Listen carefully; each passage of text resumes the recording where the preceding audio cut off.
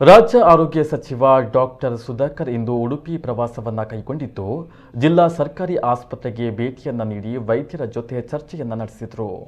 ಹೊಸ ಜಿಲ್ಲಾಸ್ಪತ್ರೆಯ ನಕ್ಷೆಯ ಬಗ್ಗೆ ಹಾಗೂ ಜಿಲ್ಲಾಸ್ಪತ್ರೆ ನಿರ್ಮಾಣದ ಜಮೀನು ವೀಕ್ಷಣೆಯನ್ನ ನಡೆಸಿದರು. ಬಳಿಕ ಮಾತನಾಡಿದ ಅವರು, ನೂತನ ಜಿಲ್ಲಾಸ್ಪತ್ರೆಯ ಟೆಂಡರ್ ಪ್ರಕ್ರಿಯೆ ಮುಗಿದಿದೆ. ಆಗಸ್ಟ್ 15ರ ಒಳಗೆ ನೂತನ ಆಸ್ಪತ್ರೆಗೆ ಶಂಕುಸ್ಥಾಪನೆಯನ್ನ ನಡೆಸಲಾಗುವುದು.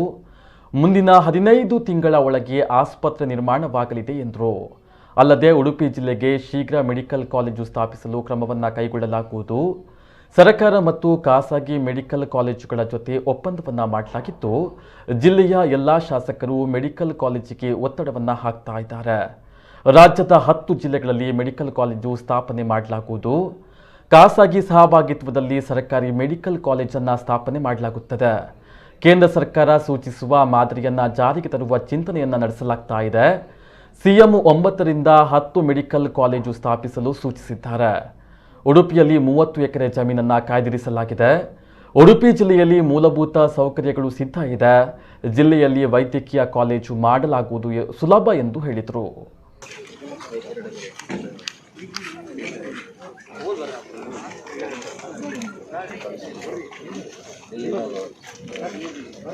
ಕಾಂಟ್ರೋಲ್ ಮತ್ತು ನಾರ್ಮಲ್ ಸರ್ವೇನು ಮಾಡಿ ಟೋಟಲ್ ಸ್ಟೇಷನ್ ಇಟ್ಕೊಂಡು ಮಾಡಿ ಟೋಟಲ್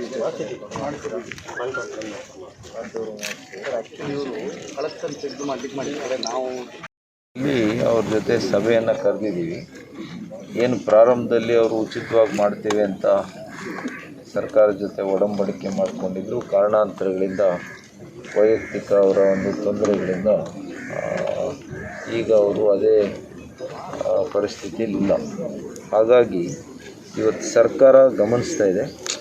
ಸರ್ಕಾರ ಯಾವ ನಿಟ್ಟಿನಲ್ಲಿ ಆ 200 ಹಾಸಿಗೆ ಉಳ್ಳಂಥ ತಾಯಿ ಮತ್ತು ಮಗುವಿನ ಆಸ್ಪತ್ರೆ ಸುಸಜ್ಜಿತವಾಗಿ ಆ ಕಟ್ಟಡವನ್ನು ನಿರ್ಮಾಣ ಮಾಡಿದ್ದಾರೆ. ನಿರ್ಮಾಣ ಮಾಡಿ ಇಲ್ಲಿ ತನಕ ಅವರು ನಿರ್ವಹಣೆ ಕೂಡ ಮಾಡಿದ್ದಾರೆ. ಅದು ಹಾಗೆ ಬಿಡಲಿಕ್ಕಾಗಲ್ಲ.